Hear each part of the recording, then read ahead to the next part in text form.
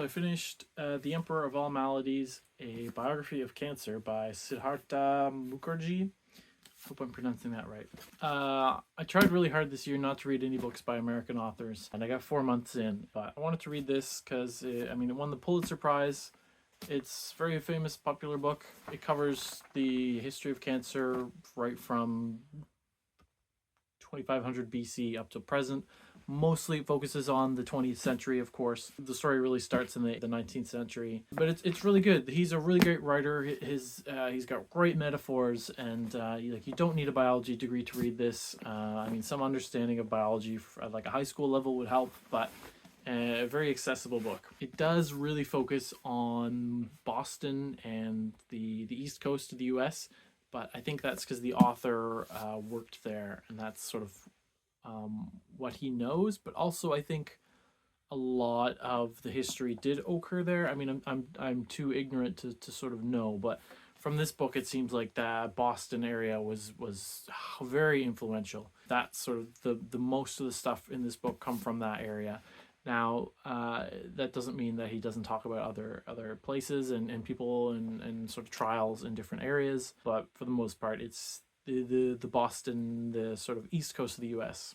Now, you think a book that's all about cancer would be very pessimistic or very morbid, but it's not. It's realistic, but I think I wouldn't say it's positive in its outlook that cancer will eventually be sort of cured. It's even saying cancer being cured.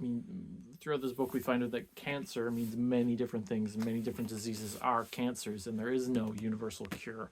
But it is overall, it makes me realize how far we've come, and like I assume that one day I'll die of cancer. Like cancer's what's going to take me out. But with this book, just seeing how far we've come, that cancer doesn't seem as sort of scary anymore. Like it's not a great unknown. We know what it is mechanistically, which we've only sort of found out in the past 20-30 years. That is a problem, is that this book was published in 2010, so it's sort of not cutting edge science. 15 years worth of science have been covered since this book came out. So there are things like gene therapy and CRISPR were not a thing in 2010. So I wonder if what effects those have had on cancer research. I wonder if sort of AI will have some sort of role to play in figuring out,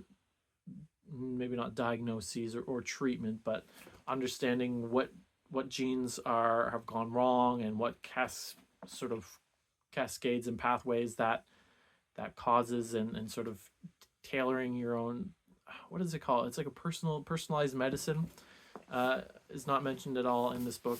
But like I said, the stuff has probably changed since 2010. 2010 to me, it does seem like a while ago now, even though it's only 15 years. But still, in 2010, there seemed to be hope that people can live with cancer, people can be cured of cancer. Primarily leukemias, it seems, are for the most part, not for the most part.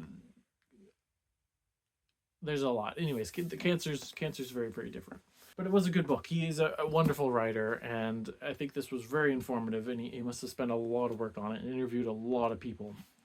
So if you want to find out or know anything about cancer, if you have cancer or know someone who has cancer, which assuming you do if you're a human being, this would be a great book to get sort of an overview of the history of cancer research and cancer treatment. So in terms of treatment, it talks about we get to the modern era, so it started with surgeries and then radiation and the discovery of chemotherapy and all these different chemicals to sort of combat cancer, which are mostly cytotoxins, so literally poisoning the body to the point that it kills all the cancer cells, and then hopefully the patient lives and can sort of rebound and regrow once the cancer has been wiped out.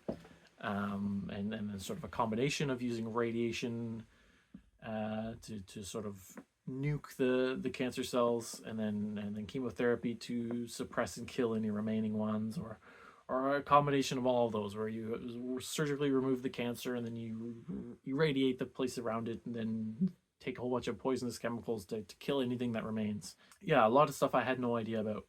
even though I've studied biology. A lot of stuff that was familiar, but I mean, I never really knew anything about cancer, and I feel like I do now. So my only complaint about this book is that it was published 15 years ago, and just I can't, not really a complaint against the book, but there might be more up to date versions of if you're looking for more up to date cancer treatments and research and whatnot. But as a history book, it's fantastic. I mean, if you want the history of cancer from like I said, long time ago up to 2010, I would say this is the book for you. I don't know what else to say about it. It was a very long book. I mean, the latter, not half, the latter fifth is primarily notes. So a book, if you're reading any nonfiction, it should have a heavy notes section with lots of citations and whatnot.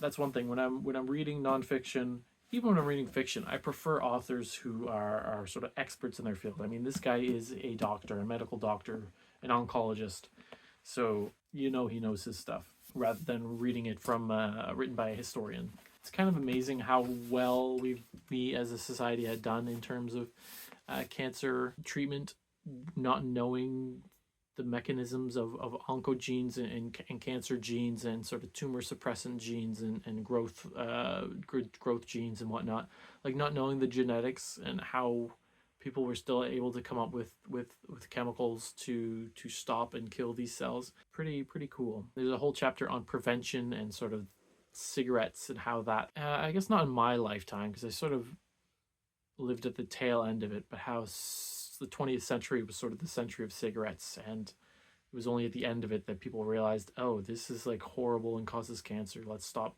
using it.